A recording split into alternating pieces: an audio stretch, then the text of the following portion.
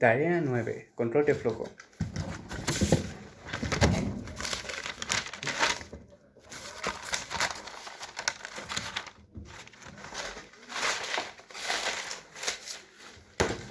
Select. Diagrama de flujo. El diagrama nos dice que en base a un valor booleano se obtendrá una salida X o una salida Y de cualquier tipo de dato.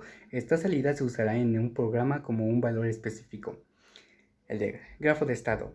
En el diagrama se muestra que dependiendo de si el valor S es verdadero o falso, se eligen diferentes datos. Si es verdadero, se elige el valor T y por tanto la salida S, signo de interrogación TF, es el valor conectado a T. En caso contrario, si S es el falso, la salida S, signo de interrogación T, dos puntos F, es el valor conectado a F. Si, al final, alguno de los valores terminará por ser usado en el código. Elementos de select en la view. T es el valor que devuelve esta función si S es verdadera. F, TF deben ser del mismo tipo, pero pueden tener diferentes representaciones numéricas. S determina si la función devuelve el valor de T o F en ese signo de interrogación T, dos puntos F. F es el valor que devuelve esta función si S es falso.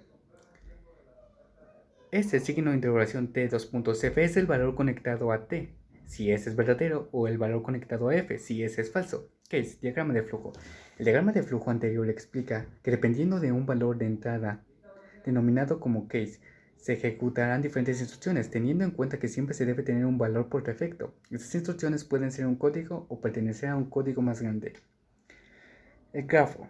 El grafo anterior indica que a partir de un caso dado se pueden tener varias instrucciones, siempre considerando una opción por defecto. Como esta opción puede ser un código por completo, al terminar su ejecución, termina el programa. Elementos de case en la view. Una estructura de casos tiene dos o más subdiagramas o casos. Partes de la estructura. 1. Subdiagrama actual de la estructura. 2. Etiqueta de selector de caso en la parte superior. Contiene el nombre del valor del selector que corresponde al caso en el centro y a las flechas de incremento y reducción a cada lado.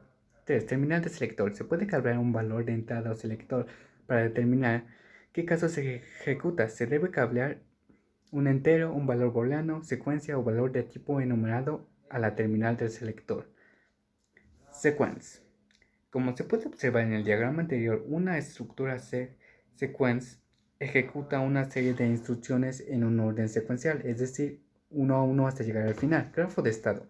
Al siguiente, el diagrama anterior explica que las secuencias se tienen que ejecutar una a una, de izquierda a derecha hasta llegar al final. Elementos de secuencia en la view. Una estructura de secuencia contiene uno o más subdiagramas o fotogramas que se ejecutan en orden secuencial. Hay dos tipos de estructura de secuencia, la estructura de secuencia plana y la estructura de secuencia apilada.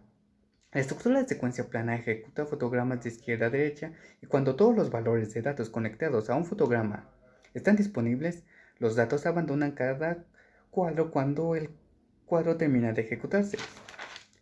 Partes. Subdiagrama de la secuencia. 2. Fotograma. La estructura de secuencia apilada, a diferencia de la secuencia plana, está apilada cada fotograma para que se vea un solo fotograma a la vez. Primero se ejecuta el fotograma anterior y luego el uno y así sucesivamente hasta que se ejecute el último fotograma. Su diferencia con la secuencia plana es que este usa variables locales. Partes. Subdiagrama de secuencia. 2. Fotograma actual. 3. Identificador de selector de secuencia. Contiene el número de fotograma actual y el rango de fotogramas. Máquina de estados en la view. Una máquina de estados consiste en una serie y una función de transición que corresponde al estado siguiente. En la view, para construir una máquina de estados básica, se necesitan los siguientes elementos. 1. Estado inicial, el modo por defecto del programa.